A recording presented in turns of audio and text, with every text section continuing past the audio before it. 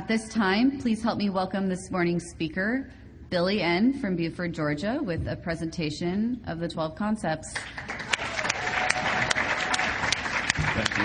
You're welcome. Good morning. I'm Billy. I'm an alcoholic. My home group is the early morning AA literature discussion meeting in Atlanta, Georgia, 7:30 every morning if you're around. So, I have a big, exciting topic this morning, the 12 concepts. So a couple of things I want to say.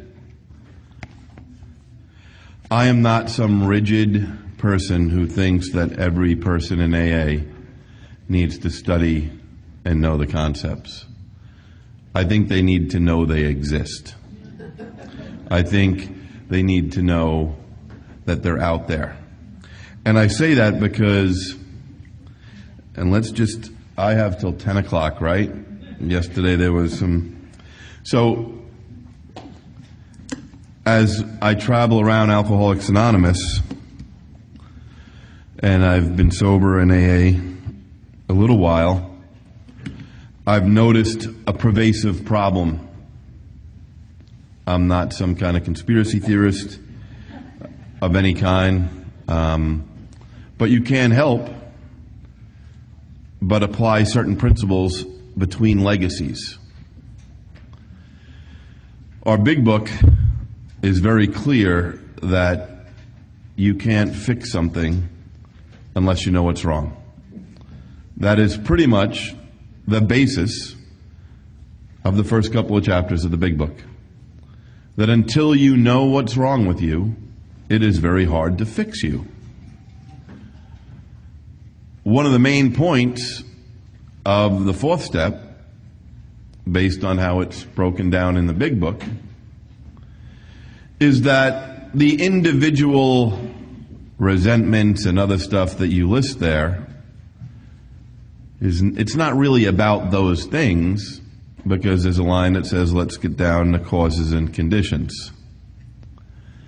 And so you can't help but be alive and notice certain causes and conditions and certain things that you notice in the fellowship. So for me, and this is what I want to stress forward, if there's someone here who's never been through the big book with someone who's been through the big book, then I would hope that you start to do that and find someone you're comfortable doing that with. If there is someone here who has been through the big book and has never been through the concepts, I want to throw out a big warning. If you have not been through the traditions with someone who has been through the traditions, do not go through the concepts. Some people say, we get so up in arms about this AA group, that AA group, this meeting, that meeting, it's crazy, there's no solution. I could go on and on of all the things I hear. But the truth is, it is not the people, in my experience, who are armed with none of the facts, meaning none of the three legacies, who are causing us the most trouble in our fellowship. It is the people who are armed with the first legacy facts and stop. They have a spiritual experience as a result of the 12 steps, and they're on fire. I mean, I'm sure everybody sitting in this room has stories of when they became on fire and what they were like when they were on fire and what other people had to deal with when they were on fire. Right?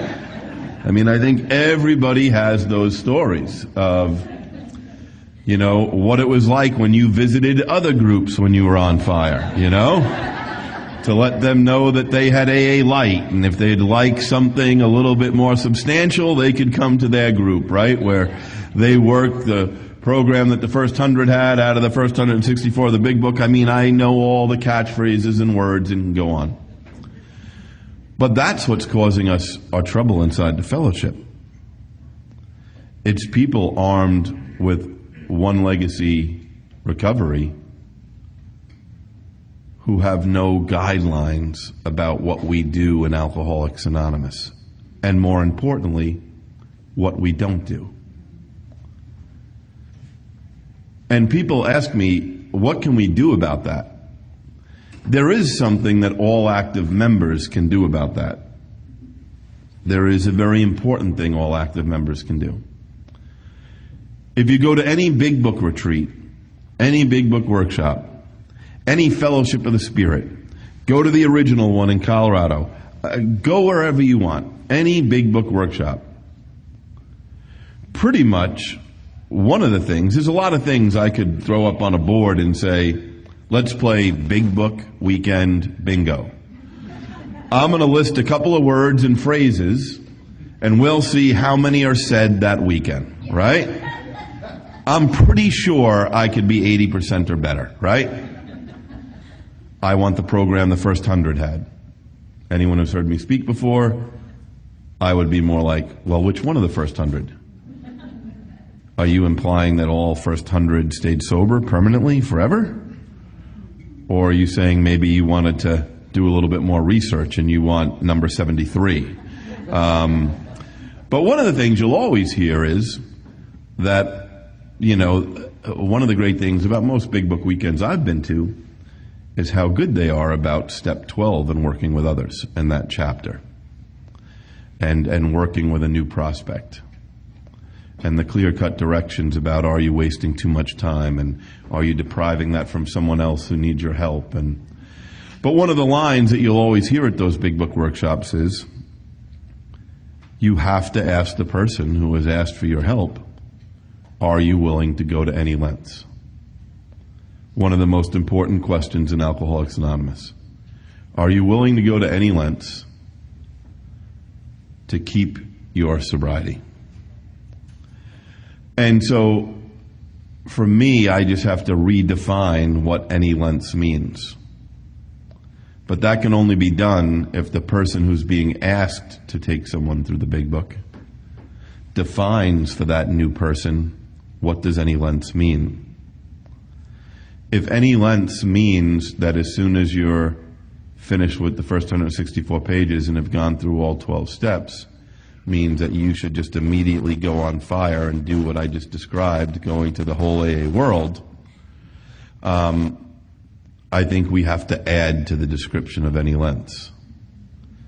That I can only agree to take someone through the big book if it includes that once we are done with that, we will go through the 12 and 12 and the 12 traditions.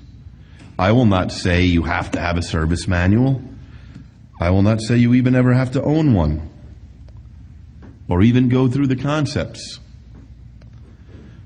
But I will say that the traditions are not optional. And I already heard someone, jump to my term, but I'll steal her term. I did in the first place. But the term legacy skipping is an accurate description or phrase of what I'm describing. As you go around Alcoholics Anonymous assemblies and districts, I think one of the reasons we have some issues in Alcoholics Anonymous today is that I have been to many assemblies. Last time I counted over 80 of the 90-something areas. At one time or another in the last almost 3 decades, I've been to that many assemblies. And some assemblies I've been to many more. But we seem to do a good job of talking about the concepts at assemblies and districts. But we don't seem to do a good job of talking about the traditions. And every 2 years we get a new group of GSRs. And if we're lucky, some of them have a sponsor and have been through the big book. And maybe they're going to start learning about the concepts. Every assembly seems to have what they call a GSR workshop, or a past delegate who is off in a separate room with the new GSRs. But it always seems to be focused on the structure or the concepts. And I think one of the things we need to do in Alcoholics Anonymous is bring the traditions back to our structure. is bring the traditions back to our assemblies in our districts. Because you can't interpret the concepts if you don't have a foundation in the traditions. It's just impossible. If a math equation is 2 + 2 = 4, if you remove one of the 2's, you can't get to 4. If there are 24 spiritual principles between the traditions and the steps, and then another 12 with the concepts, you can't teach someone how to get to 36 if you're skipping the middle 12. It's impossible. And so I would stress here that while I am glad that this many people show up to hear about the concepts, what I would stress is, if you've never been through the traditions with someone who's been through the traditions, that before you decide to become an expert on the concepts, that you get armed with the facts of the traditions. So that being said, let's talk a little bit before I get to concept 1, and I only have a short amount of time to go through at a high level these concepts, but let's talk about how we got here. If you go to a big book workshop, they'll also tell you that, they make 1935 to 1945 seem like Shangri-La and Alcoholics Anonymous, right? That it was the greatest time ever and everybody stayed permanently sober, and it's just not true. I can't stress enough, in my own opinion, that if you have decided when you leave here today you have never been through the traditions or the concepts, that I'm hoping that probably you have a 12 and 12. I would say that you should get an AA Comes of Age.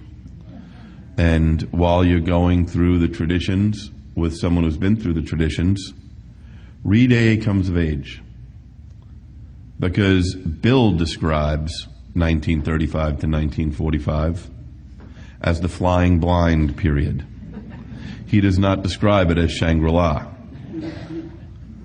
In fact, when you look up to 1946-47, you can become a member of the digital archives at the Grapevine at www.aagrapevine.org.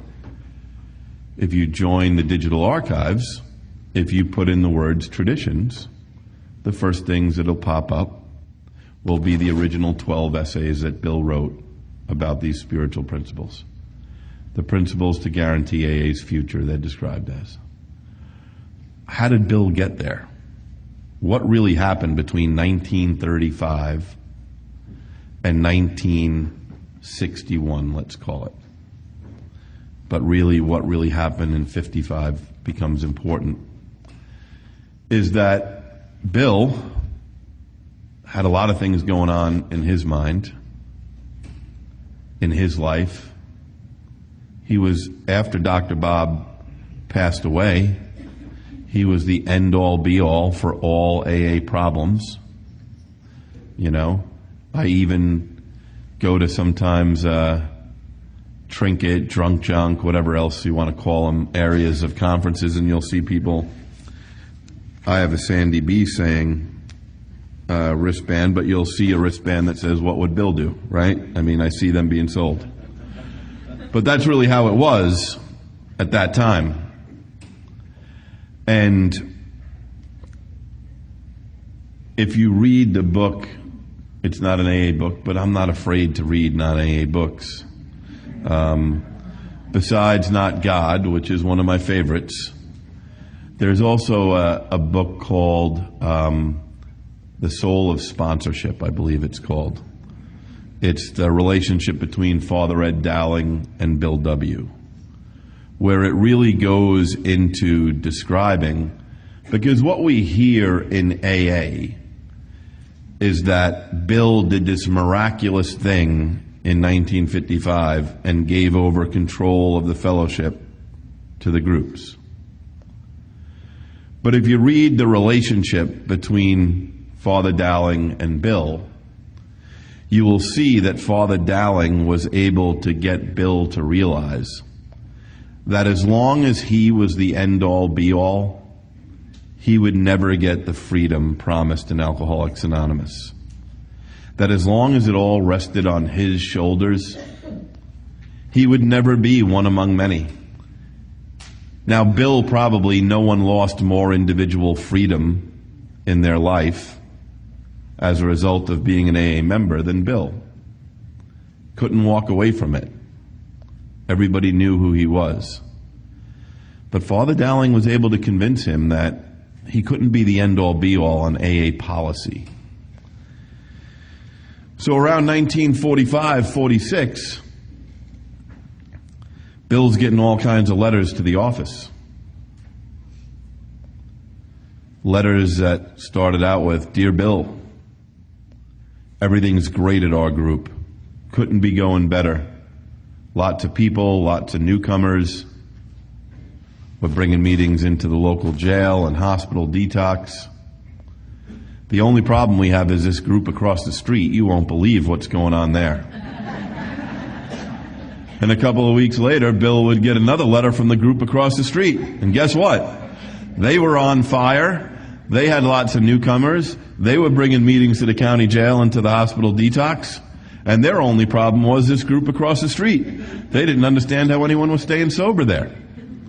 And Bill, in the 40s, realized that alcoholics don't really operate well without shoulders of a road, let's call it. That alcoholics need a shoulder. And after the shoulder, they need a little gravel. Like the shoulder is not good enough for people like us, right? We get into the shoulder, we think they meant for us to use this shoulder. That's why they paved it. So we have gravel to wake you up that you've now left the shoulder. You're on the way to leaving the reservation, right? Bill was a master at realizing that we needed some shoulders, some guideposts.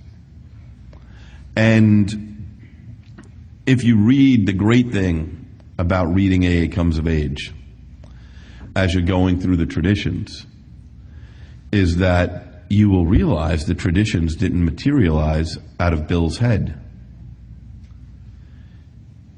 My favorite name of the traditions is the 12 worst mistakes of Alcoholics Anonymous between 1935 and 1945. Bill was able to take every problem and he was able to drop them in 12 buckets. Many of those mistakes his, especially in the last two, anonymity. But many of those mistakes were his own. And so Bill decided to put pen to paper, and the traditions were not eagerly adopted by the fellowship. There are records, there are letters in the archives where Bill would be invited to speak, and they would add a little PS on the letter. By the way, we only want to hear your story. Don't talk about those 12 tradition things, you know? But the 12 traditions get adopted. And the reason I talked about the AA Digital Archives on the Grapevine website is because I love those original 12 essays. They're probably 95% of what's in the 12 and 12. But obviously by the time a book was published, it was edited a little. Those 12 essays are very raw. And there's a message weaved through those essays that I don't find as well in the 12 and 12, which is the reason for the traditions is that we are such broken people who don't operate well with other people, that we need to make sure that that door is open today and tomorrow like it was when we arrived. That's what we owe the future of Alcoholics Anonymous. We owe them that door. We owe them a welcome once they come in that door. But if we keep going down the path we're on, that door is starting to close. So the traditions come into AA, and in 1950, at the first International Convention in Cleveland, where Dr. Bob gave his last message, they're adopted. Go to 1955, and that's the term comes of age in St. Louis, and that's where we run into the conference charter. It's really hard to talk about the tradition, the concepts, and like I said, if you gave me 6 hours, I'll give you much more than you ever, and you'll be sick over what I have to say about the concepts, right? Today I'll be able to give you a few minutes on each. But you can't talk about the concepts without the charter. The charter is basically the Declaration of Independence of the groups of Alcoholics Anonymous. I don't care about the politics involved, that's an outside issue. But as an example, a long time ago there were a bunch of colonies in this country who broke off from another country. They call that a couple of things, but the three probably most important documents would be the Declaration of Independence, the Emancipation Proclamation, and the U.S. Constitution. Inside Alcoholics Anonymous, up until St. Louis, a small group of people, predominantly in New York, were the end-all be-all of Alcoholics Anonymous. It was Bill and a hand-picked board of trustees. In 1955, when that conference charter was adopted, the groups took over control of Alcoholics Anonymous. Sometimes I don't think we give that enough significant thought. It didn't say the trustees were in charge of Alcoholics Anonymous. It didn't even say the General Service Conference was the end-all be-all. It said the groups. And what that charter really is a spiritual handshake between the groups of Alcoholics Anonymous and the Board of Trustees, the General Service Board of Alcoholics Anonymous.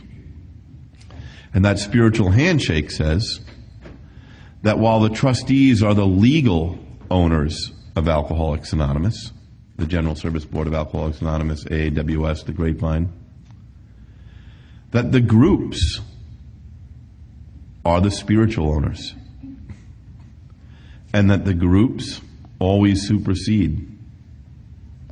Now, there's a couple of carve-outs in certain concepts and the bylaws of the General Service Board when you go through the concepts that you can find out, but the groups were supposed to be at the top.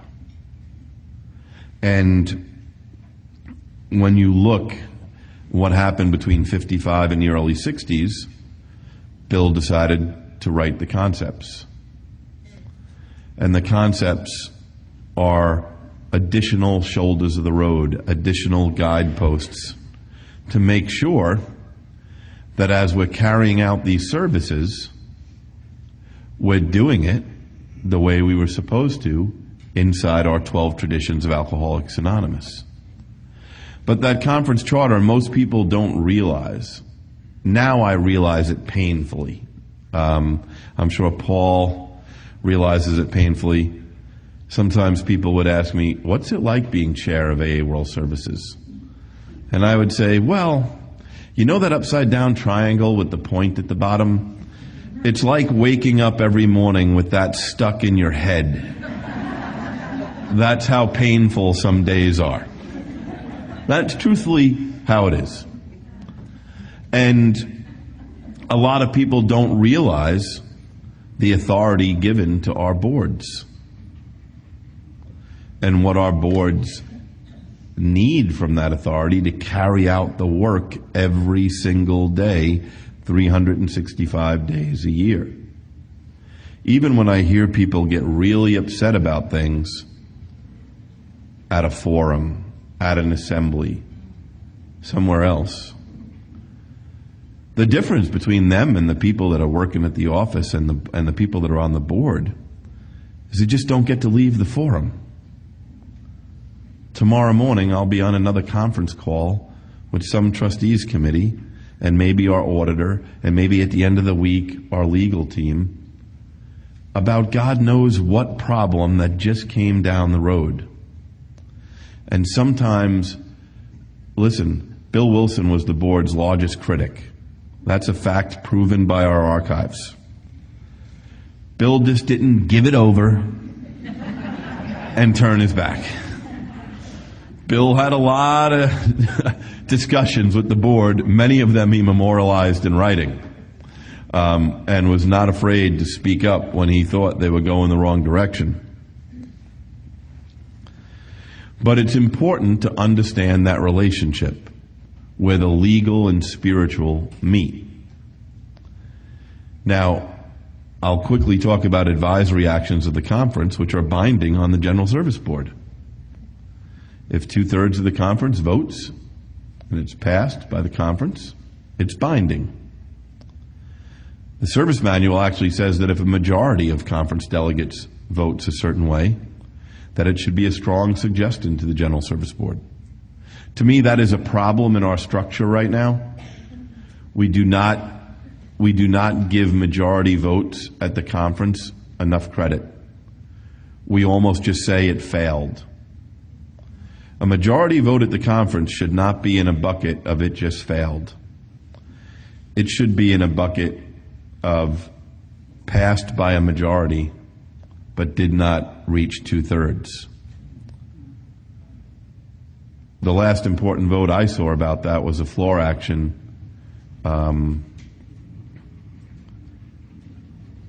and it's not listed that way. So I'm not going to go on that tangent here, but I would just say we have to honor the service manual. If we don't mean it, we should take it out of the book. That's always my view of guidelines.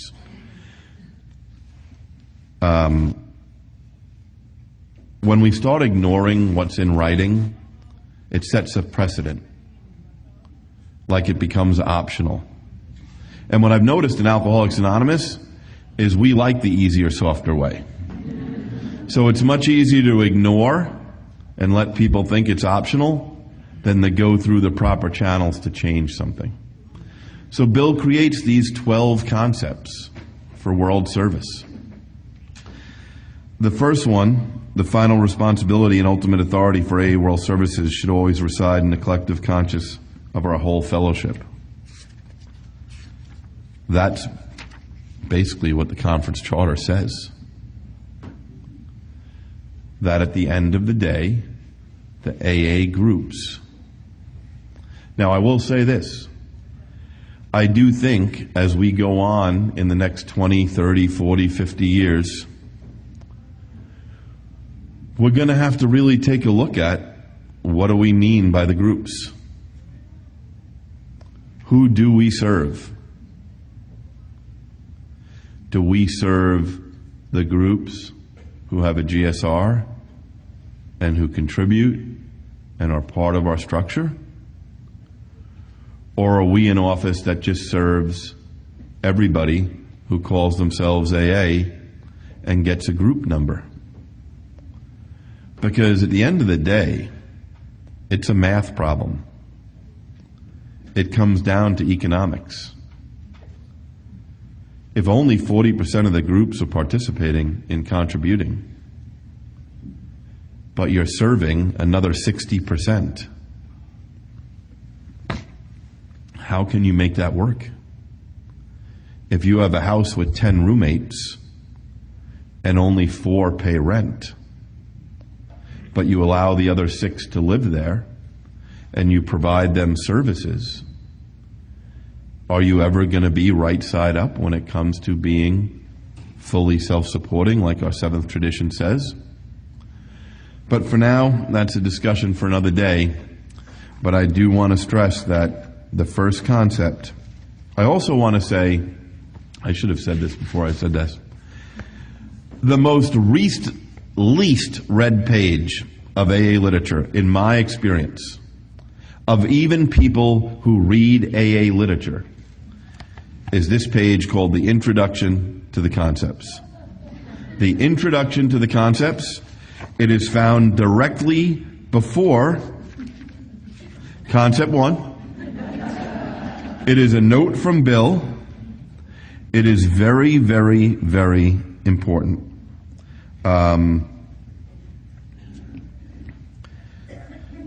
There is a line in here when people say we can never change the structure. That is not true. We have 3 boards today. We had 4 boards. Most people don't know that. We had a board up in Canada for a while of a company that we owned. But today we have the General Service Board, AA World Services, and the AA Grapevine Inc. But it says here, concern has been expressed the portrayal of our internal structure might not later harden down into such firm tradition or gospel that necessary changes would be impossible to make. Nothing could stray further from the intent of these concepts. That is a strong statement.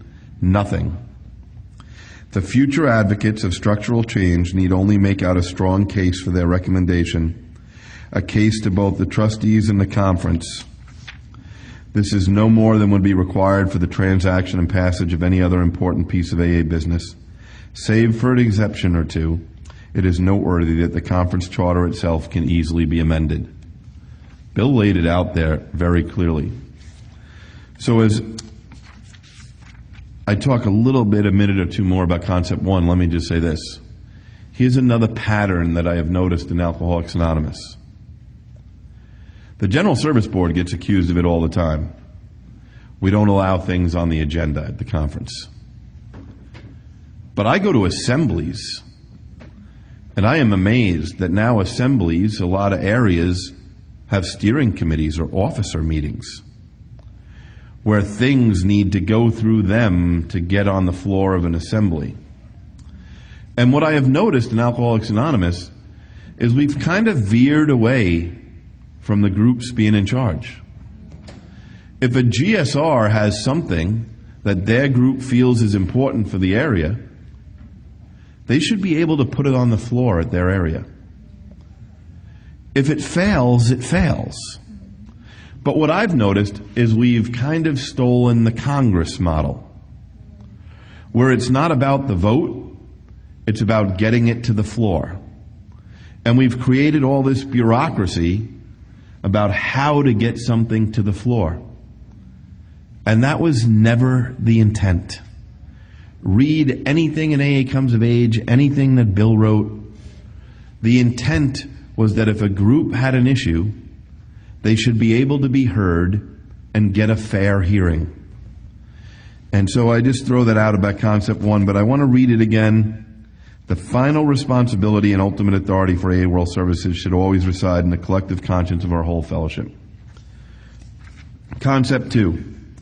When in 1955 the AA groups confirmed the permanent charter for its General Service Conference, they thereby delegated to the conference complete. I would ask you to look that word up when you're going through this book, but it is the word complete authority for the active maintenance of our world services, and thereby made the conference, excepting for any change in the 12 traditions or in Article 12 of the conference charter, the actual vote and effective conscience of our whole society. I always say I sat next to somebody in Seattle. I was traveling on business in 2003. I had just rotated out as being a delegate, and they said to me, I can't believe they changed the big book. Now, for me, who had been in service, I couldn't believe we were still talking about it in 2000 and 2001.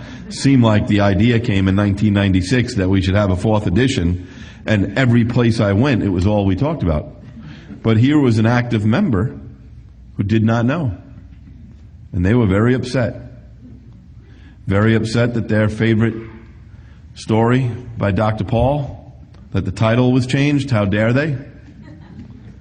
Very upset if you're a 3rd edition variety alcoholic like I am between 1976 and when they published that book in 2002, you grew up with a 3rd edition big book.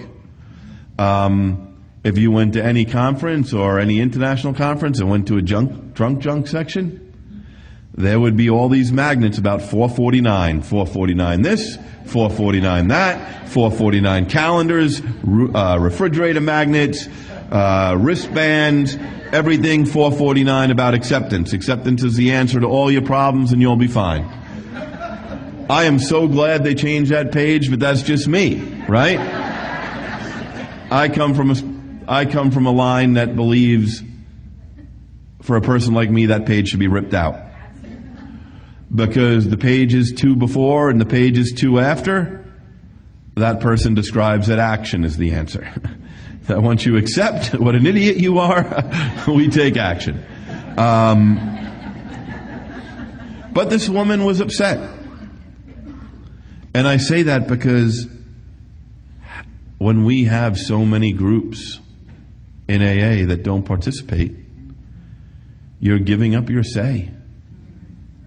You're saying, I'm going to let the rest of AA decide what to do, and I'm just going to complain about it later. That's what you're effectively saying. And again, I go back.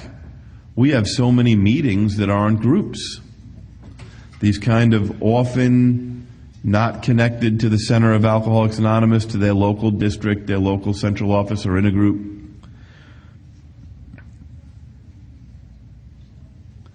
Delegated to the conference complete authority. So when you're going through this someday, just take out a dictionary and look up complete. When someone says, you got to look at what the principle is. If it's a legal issue, the trustees have to respond for sure, but respond.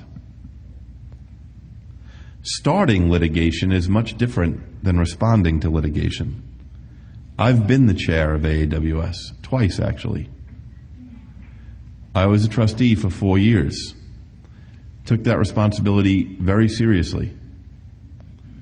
My duty to the fellowship spiritually, my duty to the state of New York as a fiduciary of a registered nonprofit in the state of New York, that the Attorney General expects them to act in a certain way, like they expect every nonprofit. And I'll get to that when I mention Concept 6. Sometimes we think there are special rules for AA. We mold the spiritual and the legal together.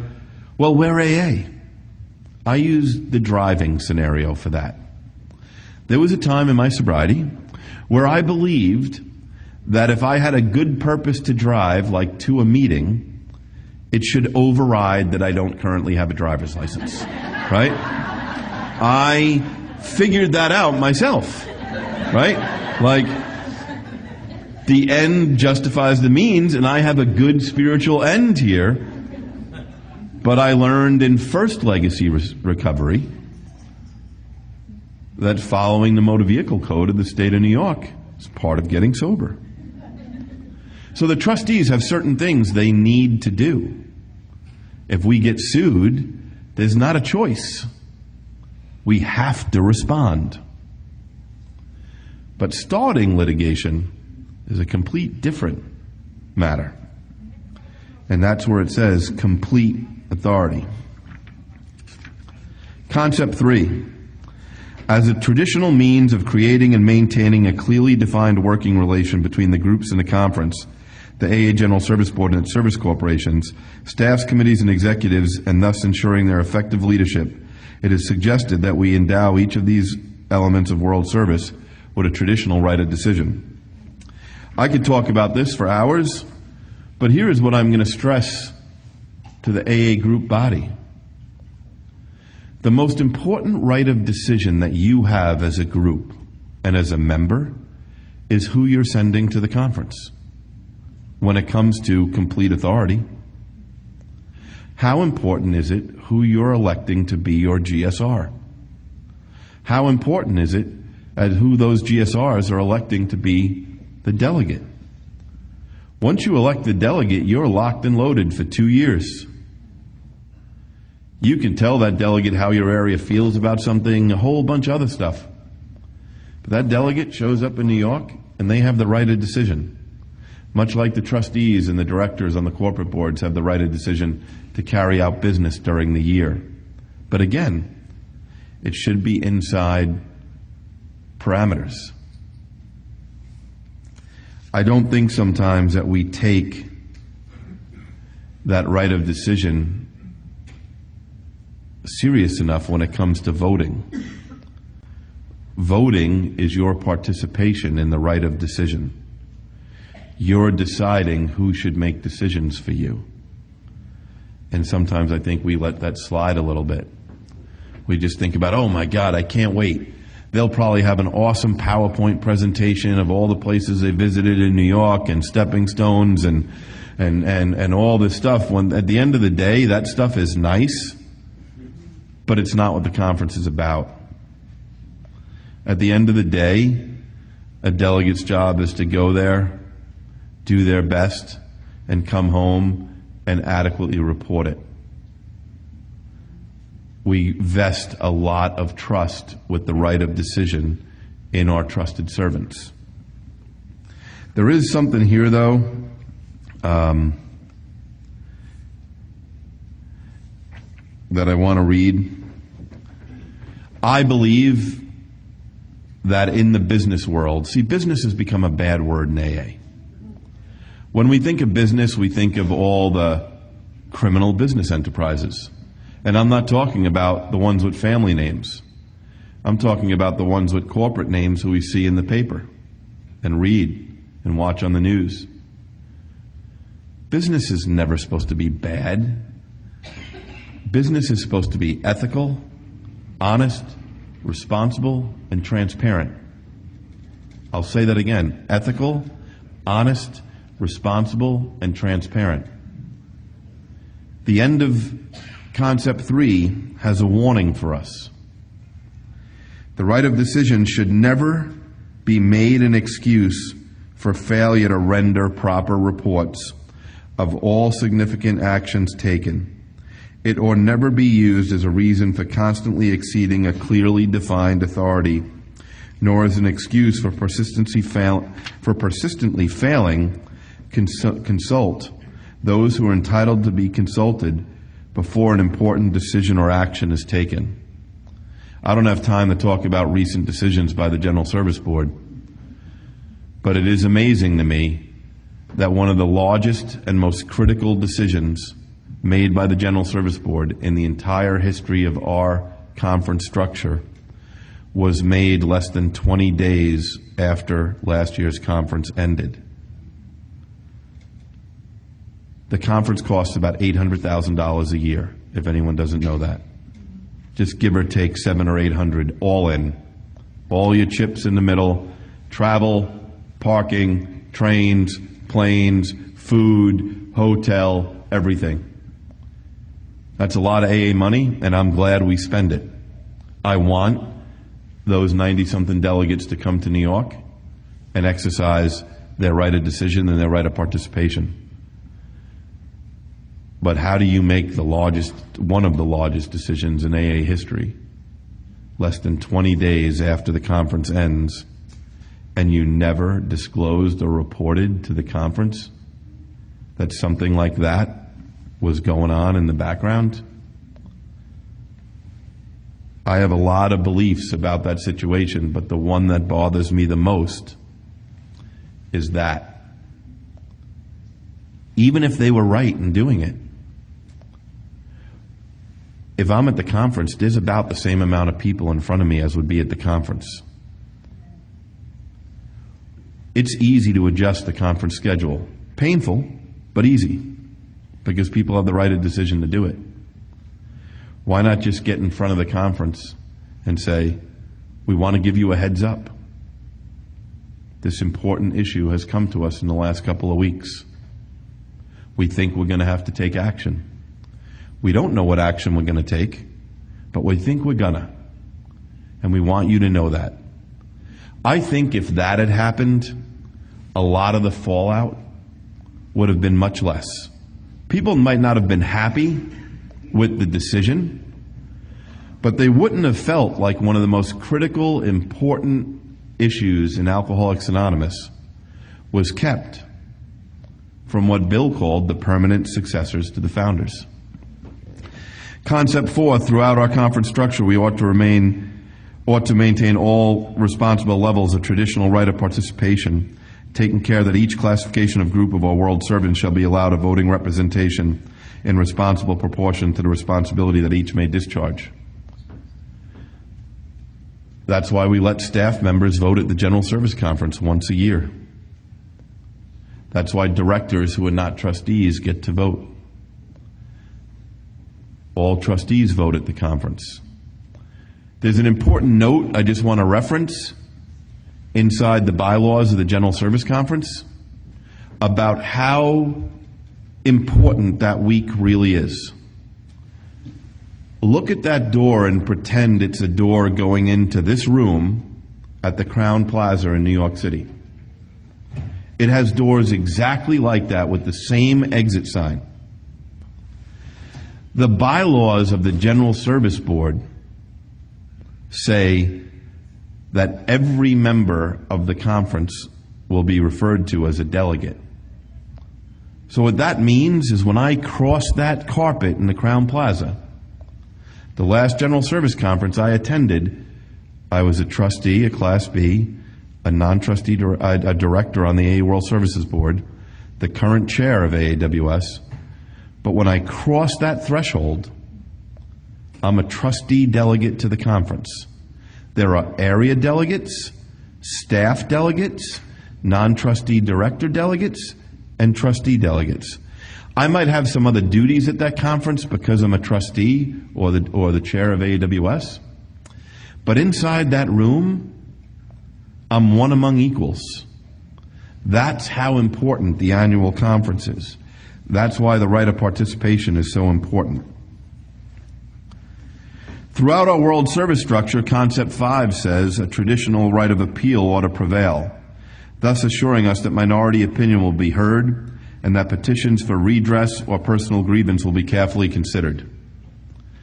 All I'm going to stress is this. It does not say that every issue needs a minority opinion, because it doesn't. It doesn't say that every issue requires a personal grievance. I would just stress that you should read this section because they use the word grave, and look up that word.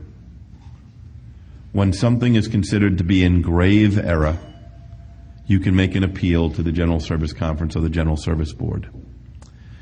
But if you do it every time, no one's going to take you seriously.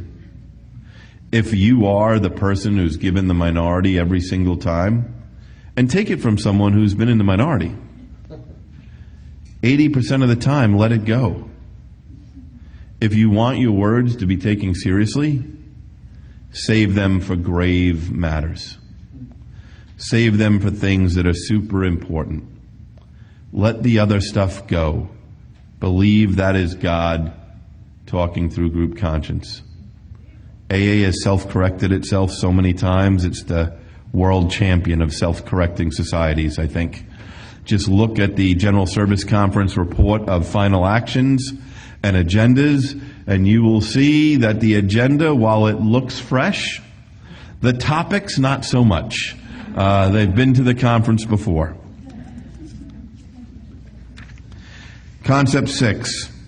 The conference recognizes that the charter and bylaws of the General Service Board are legal instruments, that the trustees are thereby fully empowered to manage and conduct of all of the world service affairs of Alcoholics Anonymous.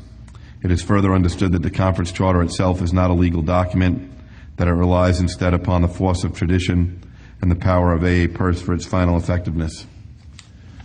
My favorite line in all the concepts is in Concept 6. I will read it. I thought did I?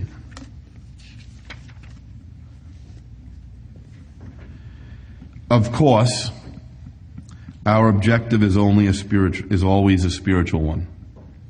But this service aim can only be achieved by means of an effective business operation. I would ask you to look up the word solely. Solely is defined quite well in the dictionary. But this service aim can only be achieved by means of an effective business operation. That means that just saying you're doing God's work doesn't mean the money keeps rolling in. It doesn't mean if you have a good mission, preamble, whatever your God's work is, it says you have to run a responsible business first. I mean, I know the trustees get a ton of, God knows how much they take. I know, I've been there. The flack, the criticism. But it's time to take the mirror in some areas around the country. It's time for a lot of areas, districts, central offices, intergroups to look themselves in the mirror. Because I can tell you what I see. I see where it's readily acceptable to have a deficit budget. Where AA entities at the beginning of the year after year, are planning on spending more money than they take in. I see other AA budgets out there that still don't plan for income. They just list all last year's expenses and add a little money to it. That is not an effective business operation. We have a pattern of untreated alcoholism inside all of our service structures. We do. Imagine that all of you leave here and go to your various diners or Denny's or coffee shops to meet a sponsee. And the sponsee sits down and says to you, I'm in bad financial shape. I got so bad financial problems. Having heard that discussion on both sides, usually, about 100% of the time, for AA alcoholic members, what that means in plain English is that they spend more money every month than they make. That's usually what it means. It means that their expenses are more than their income. We would define that as untreated alcoholism. Living in the bedevilments. That's how we would define it for an individual. Why, as a society, do we think we should be held to a different standard? Now, it's not bad that we got ourselves in that situation, because we know all of us in this room have been in that situation. We know our loved ones. Everybody's been there. But when you acknowledge it, I might need 5 extra minutes. When you acknowledge it, you don't, in AA, say, well, I'll keep doing the same thing. You make a plan of action and take corrective measure so that slowly you can correct that. And sometimes I hear people talk about that in areas and districts, and they're like, the money will just come in. One of the downfalls of our seventh tradition, I love our traditions, but here's one of the downfalls of our seventh tradition. We only take our own money, which is, I could write a list of 1,000 reasons why that's the best thing in the world. There is one reason why it bothers me a little. We're not as accountable as other nonprofits are with our money. Other nonprofits, because they take other people's money, they have to work hard every year to clearly show how much of that money is carrying out the mission and how much of that money is being used for management. That should be the test of every nonprofit. No one forced us to be a nonprofit. We decided to be a nonprofit. Nonprofits are held to higher standards. But there's many organizations out there that rate nonprofits, that'll say, give to this nonprofit. We know that they spend most of their money on the mission, not on the bureaucracy. So I think we need to look at all AA entities, and we need to take a hard look. Is that money being spent to be effectively used to carry out our mission, which is for service entities to facilitate 12-step work, to help our members carry the message? Is that where most of our money is being spent? For me, that's an effective business operation. Concept 8, the trustees of the General Service Board act in 2 primary capacities. With respect to the larger matters of overall policy and finance, they are the principal planners and administrators. They are their primary committees, directly manage these affairs. But with respect to our separately incorporated and constantly active services, the relation of a trustee is mainly that of a full stock ownership and of custodial oversight, which they exercise through their ability to elect all directors of their entities. I would say most new delegates that I meet don't really understand sometimes what this really says. First of all, there's no more full stock ownership of the entities. There's footnotes in the service manual that went away in the 60s.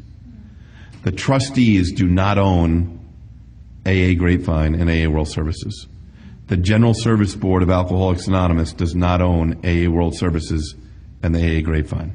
Spiritually, yes. Legally, no. The 21 individual members who happen to be on the General Service Board are what's called members with a capital M under New York state law. They are the 21 members of those three corporations. That's why at the end of the General Service Conference, there's an annual meeting of the membership of the General Service Board, an annual meeting of the members of the Grapevine Board, and an annual meeting of the members of the AWS Board, because they're the only ones that can elect the directors. And a lot of people don't realize that it says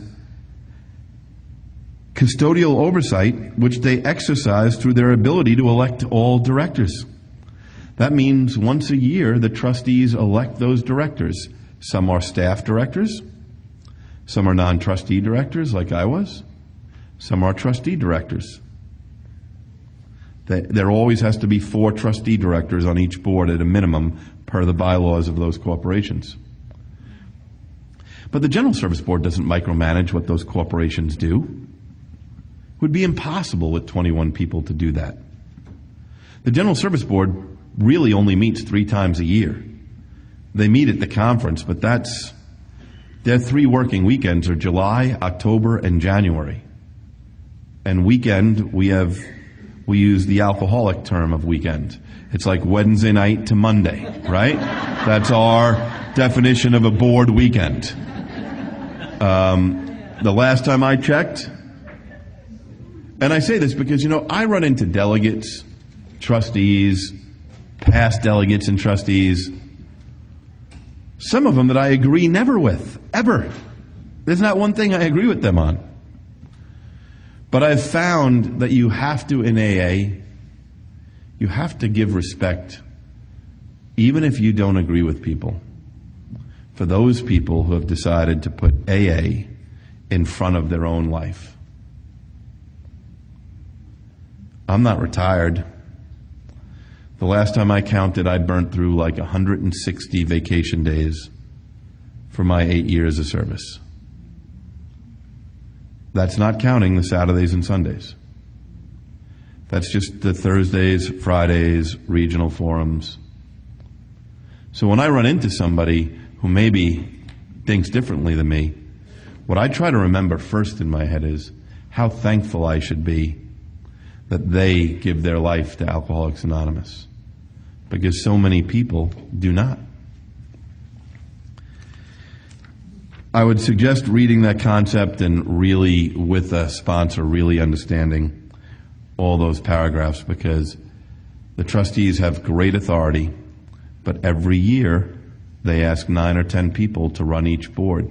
Now, that does not mean that those boards do not have to act like I just read in the right of participation. The right of decision. If those boards make an important decision, they have a duty to disclose it to the General Service Board of Trustees, not to just keep it at their board level. They have a duty to disclose it, especially if it's a major policy change or an action that implicates one of the warrantees. They have a duty to disclose it. They're not different than a delegate or anyone else. It doesn't say that the right of decision doesn't apply to the AAWS and Grapevine Board. And that's why I say, going back to that decision last year, even if the General Service Board didn't know about what was going on those last couple of weeks of April 2017, even if only a couple of people on AAWS, I was the chair. I had no knowledge of any planned litigation. I was not involved in any meetings or conference calls about planned litigation. In fact, to me, it was a non-issue. I want that book as far away from the General Service Office as possible. I wanted it then and now. But if a couple of people on AAWS went to the 67th General Service Conference knowing that they were going to do this weeks after, that right of decision says that they should have transmitted that information to the conference. Concept 9, good service leaders, together with sound and appropriate methods of choosing them, are at all levels indispensable for our future functioning and safety. The primary world service leadership once exercised by the founders of AA must necessarily be assumed by the trustees of the General Service Board. We need good people. We need the best.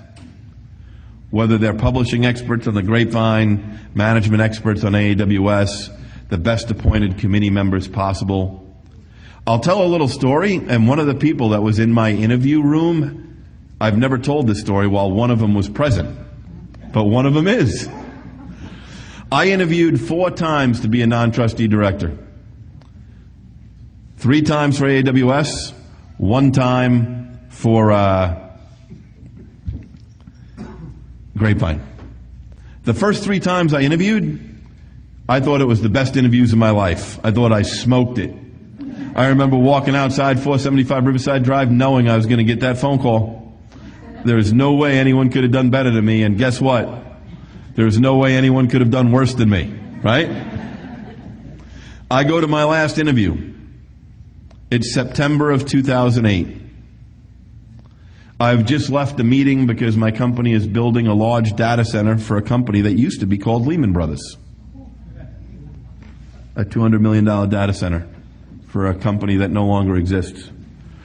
I work in the insurance side of the construction industry. My major insurance company that used to have a name that had 3 letters, that now has a name that has 3 letters. In between, they changed the name, but that there was question that insurance company was going to fail, which would mean that all my contracts at work where I promised that my insurance would have a certain AM Best rating was going to go away. For the prior 4 weeks, I had done nothing except work around those issues. I showed up for my interview, and usually my first 3 interviews, it's like a personality disorder clinic. You have 5 people in the room, you're on one side of the table, and they each have an AA pet peeve. You have your literature profit person, your seventh tradition person, your singleness of purpose person, it's like, and you just go around the room and they fire questions at you.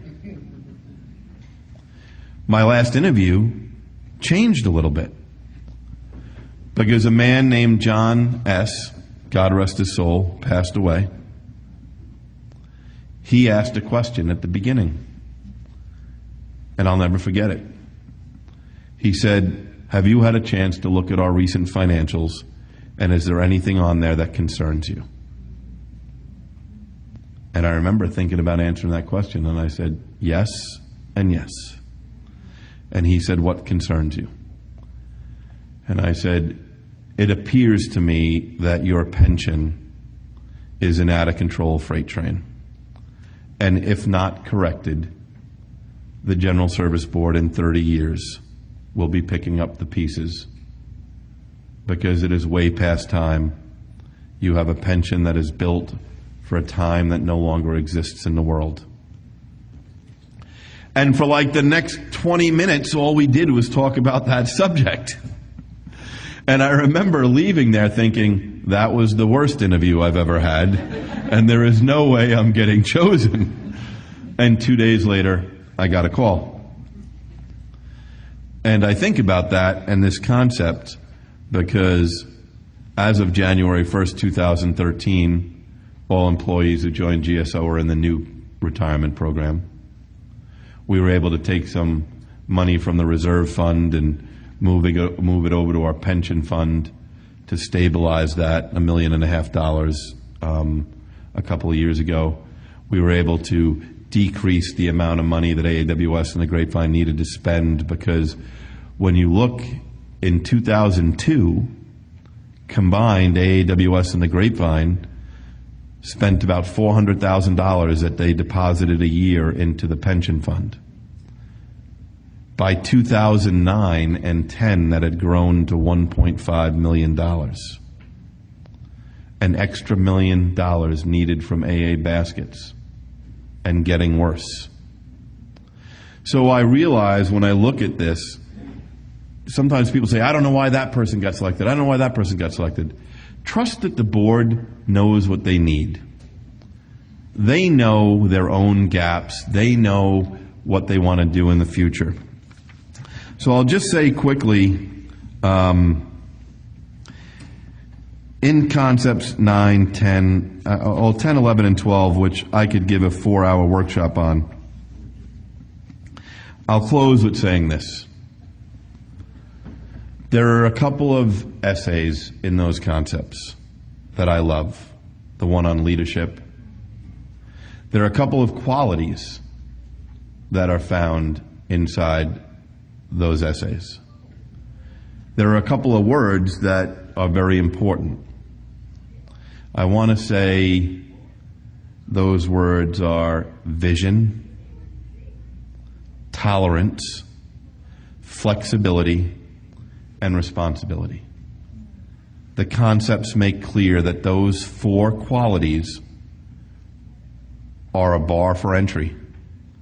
If you do not have those 4 qualities, you will not be an effective trustee or director or appointed committee member or staff member.